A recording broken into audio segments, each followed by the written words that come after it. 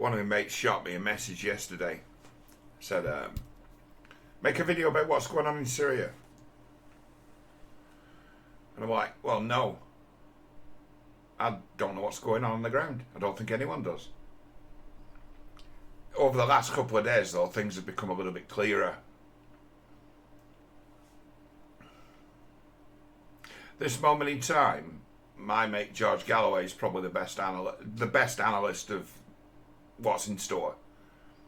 He's the one who's got the grounding in the history of it because he's taken such a keen interest in it. And the thing they don't understand about George, he isn't really on anyone's side. He's a peace activist. That's why he breaks through with the audience he's got. It's like, it doesn't matter what war it is, it's like George is against it. And I mean, it can be seen as, for some people it can be kind of a cop-out, but not for George, because George isn't he's not a, let's say, what would we call him? A pacifist. Pacifist, I mean, that's just like, you're just on the fence, you just... It's like you put yourself above it, and your activism's useless. George is a decent educator. He has this thing with whenever he's at a show, that this is like the free university of the airwaves. There's certainly always there's always a lack of a kind of a counterpoint. So it's like they do on his podcast, they do kind of preach to the choir. But there is an understanding of one point of view, always, and always quite a thoughtful understanding of one point of view. So, from my own position, it's like I kind of stand with George on this one. I don't stand with George on everything. I agree with him on, I don't know, 80% of what he has to say on any given day. We even have disagreements as to what we are, you know. So.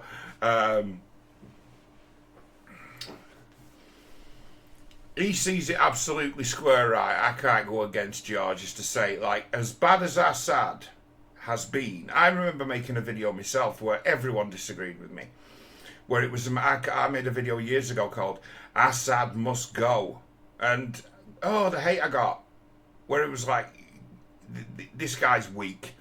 And truth be told, he only really controls, like, a couple of cities. The rest of the country is bandit country, wide open space.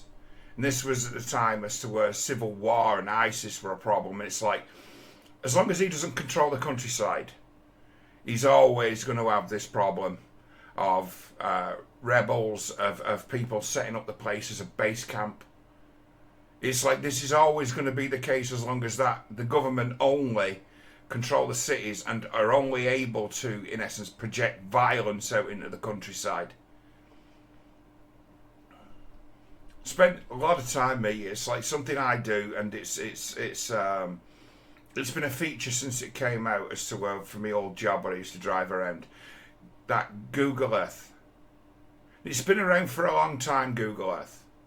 And I used to use it when I was going to somewhere that I'd never been to before. So when I got there, maybe I could recognise the streets, maybe I could recognise landmarks.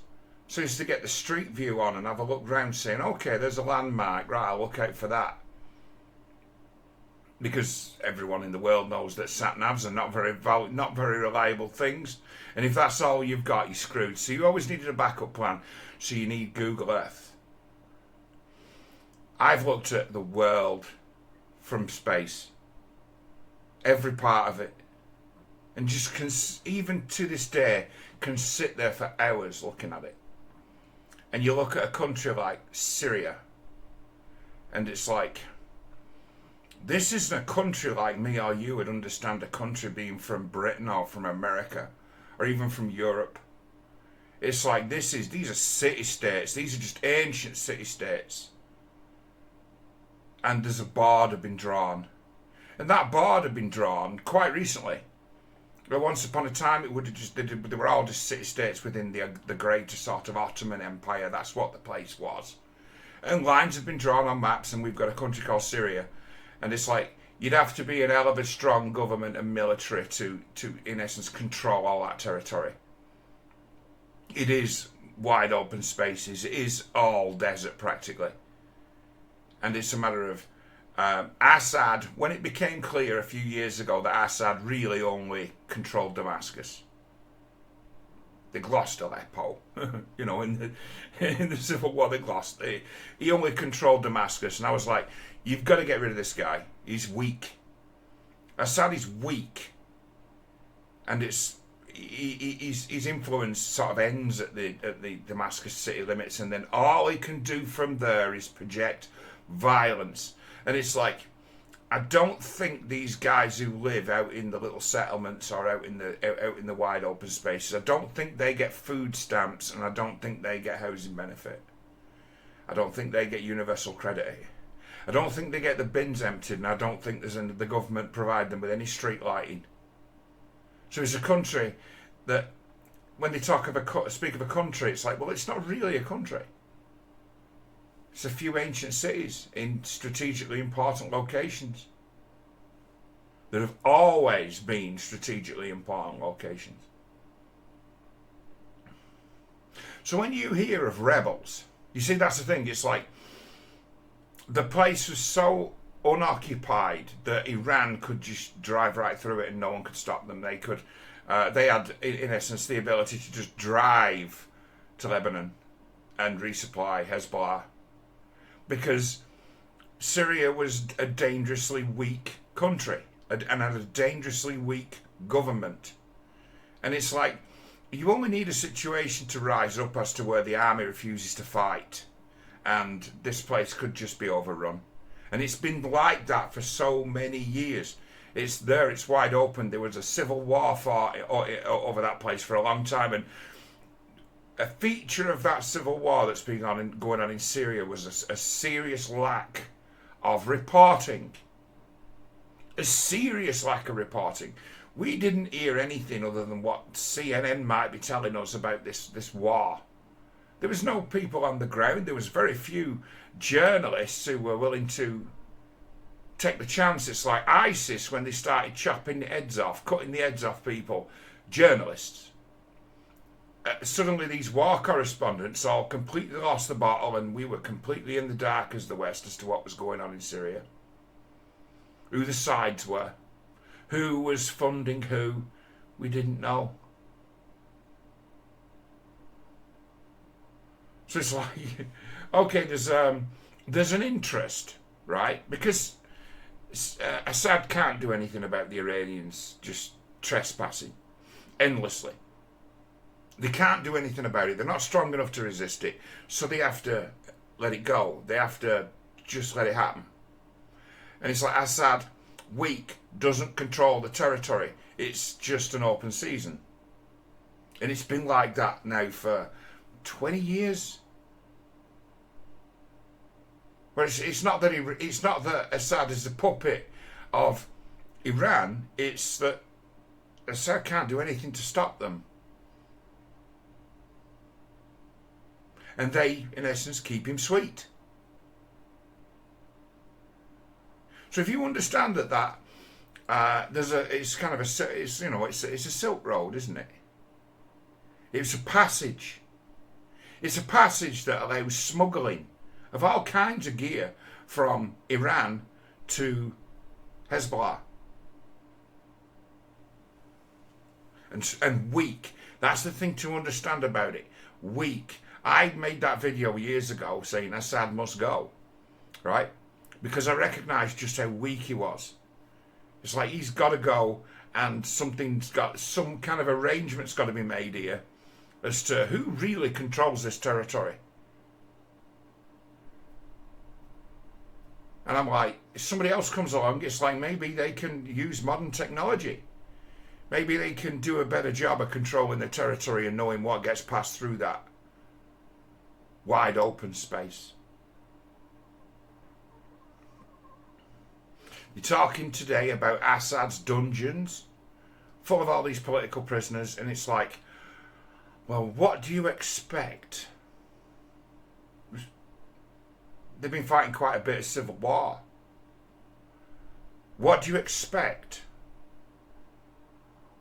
when you've been fighting a civil war, you know, it can end up, as they say, brother versus brother. Of course your prisoners are full of political prisoners. Why wouldn't they be? And it's not like they're basically saying barbaric regime. It's like, no, barbaric war.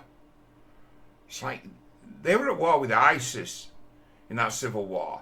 It's like a word we could use to describe ISIS accurately would be barbaric. I mean, they'll just single out. I mean, if ISIS rolled in, I'd be one of the first people they'd kill. And it's like, why, John? Why would they kill you? And it's like, because I don't think like them. Anyone who doesn't think like them is gone when ISIS rock up. The single me out, oh, he wears spectacles, he looks like he might be an intellectual. Let's go and have a word with him.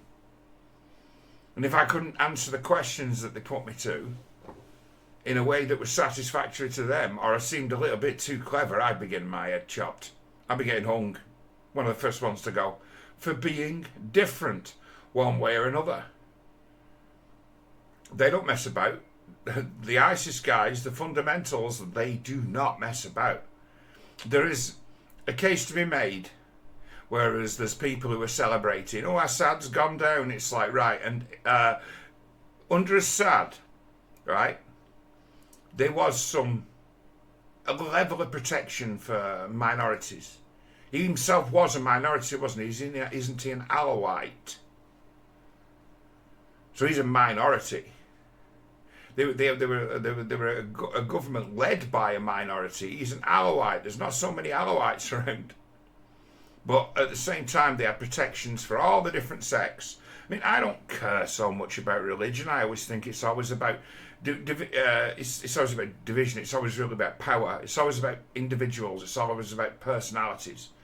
But to the collective like ISIS, like jihadis, Al-Qaeda, it's like there's us and them. They are in their own way as racist as you can possibly imagine. You've got no rights because you're a Christian. They'll find a reason to exterminate you because they're a collective. They see anyone who's outside of their circle as a threat. So they'll systematically start killing minorities. And if it ends up anything like in Libya, they'll slave out the women and make sport of the men and kill thousands of people.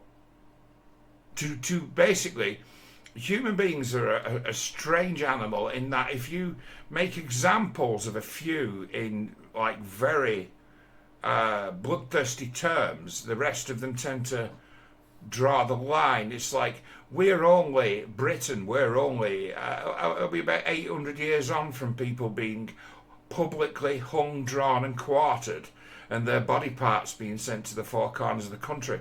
We are not so far away from that. But I tell you what, if the Labour Party started doing that, they wouldn't be rebelling. You know, so if those medieval practices of keeping people under control were to come back, it's like you would see a lot of people's courage suddenly evaporate and they would toe the line. They would only wear in black. So we've seen this in recent times where barbarism, old world blood magic comes back and people's will to resist just evaporates. Think of Cambodia, think of the Khmer Rouge. They used to go about doing it, and it's like they didn't see so much dissent from the population to their ridiculous rule. Why? Because they saw what they did to others, and they didn't want that for themselves. So they were like all bent the knee. And it's like that's the sort of thing you've got to fear what might come next in Syria.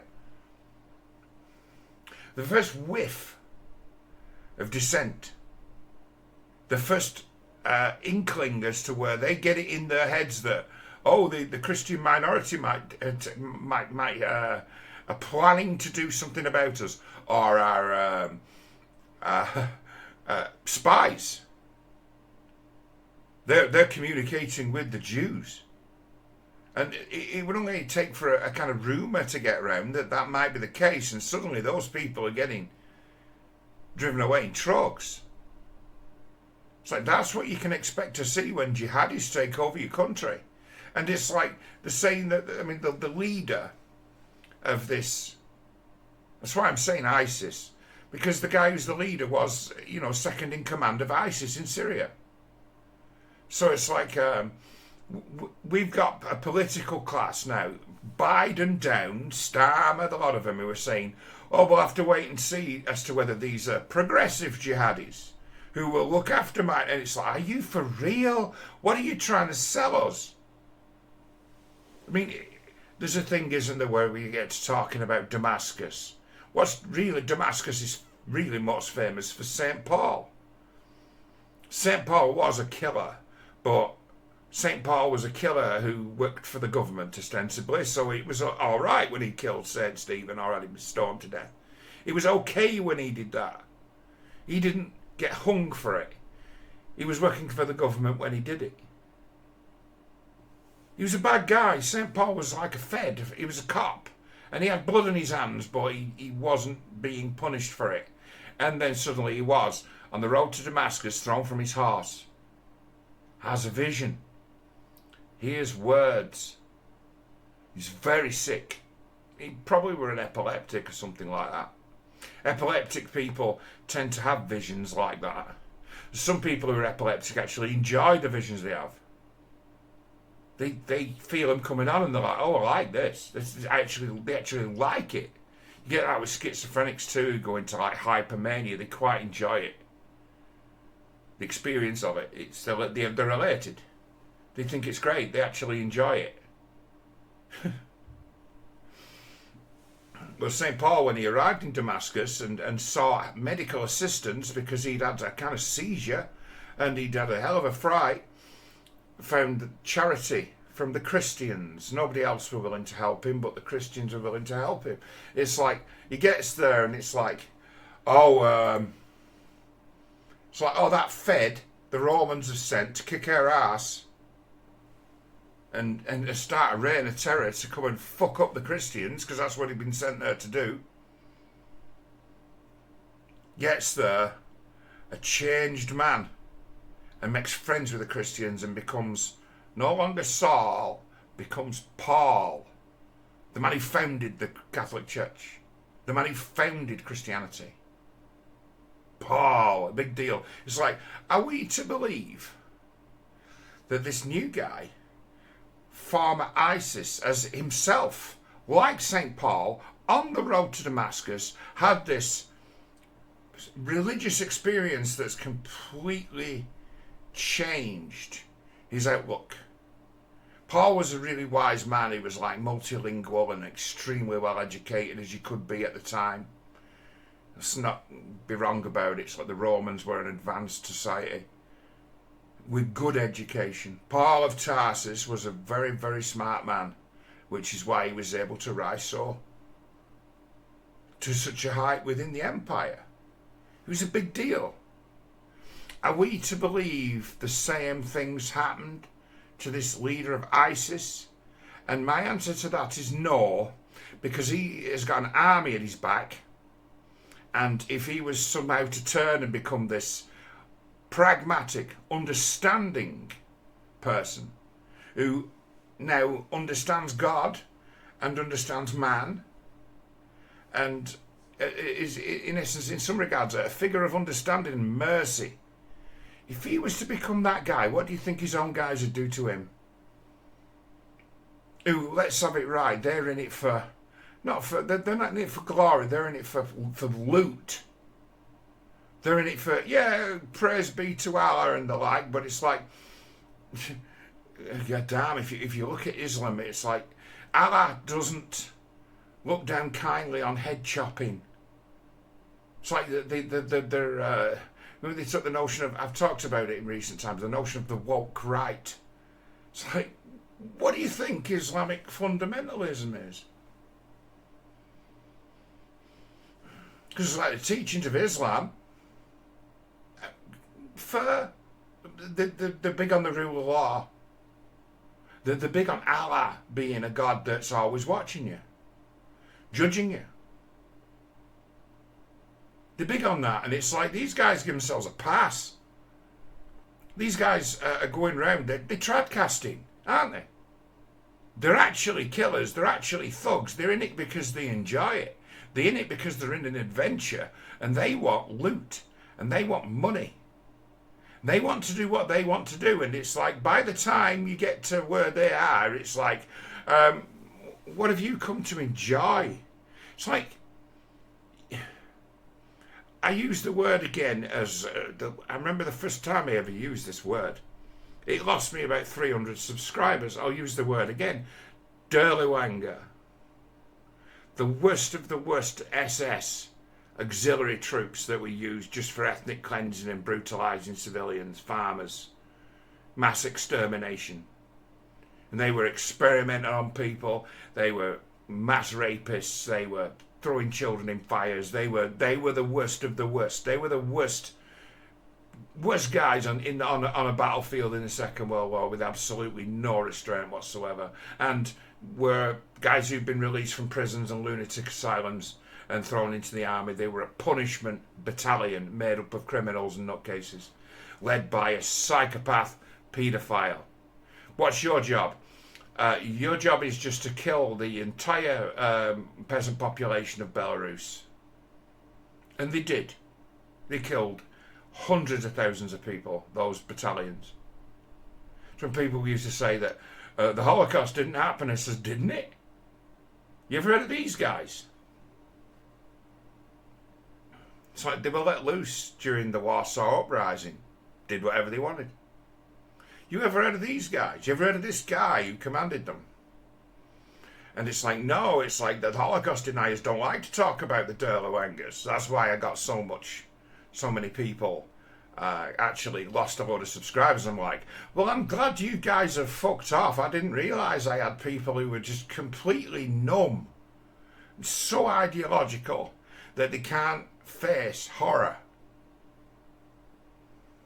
Well, I tell you what, the way I read these situations is that every dickhead in the world, every maniac, every mentally ill person who wants a cause, they tend to make their way usually to the border, well, it was, wasn't it, to the border of Turkey, and then cross and then join ISIS and get there.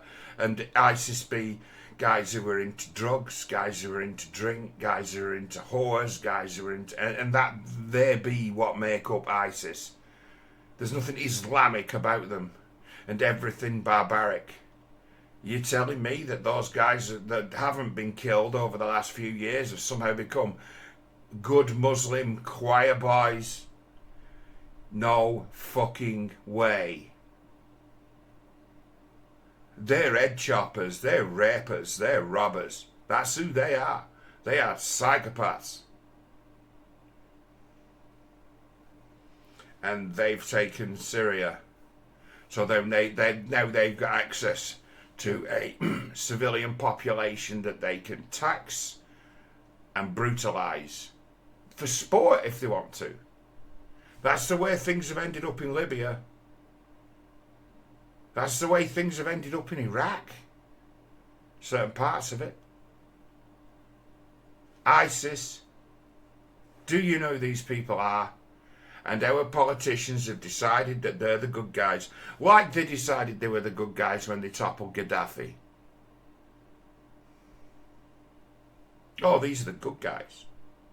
These are our more moderate. Remember them words they used back then. These are more moderate jihadis. The moderate jihadis were ISIS.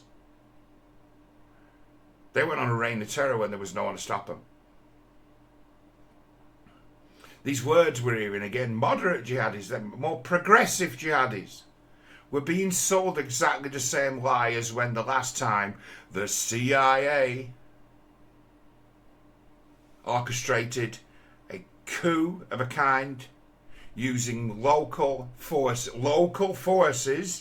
as Mr. Bammy used to call them, to topple a country, to take a country. We're being fed the same line of bullshit. We're getting fed Obama, Hillary Clinton, John McCain bullshit again. And if you take them at their word, there's people today taking our government and the US government over what's gone on at their word were last week when they were talking about what was going on domestically. You wouldn't have believed a single word from their mouths, but suddenly today they're being believed. Left-wing media are celebrating a bunch of savage head choppers taking a modern country. Damascus is not a backward place. They've got internet connections and mobile phones and cars. It is not a backward place. People live there. And as bad as Assad could have been said to be, these lot are worse.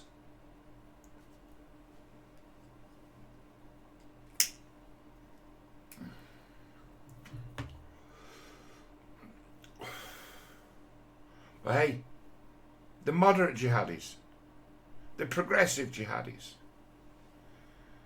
it's like, I can't believe it for a minute.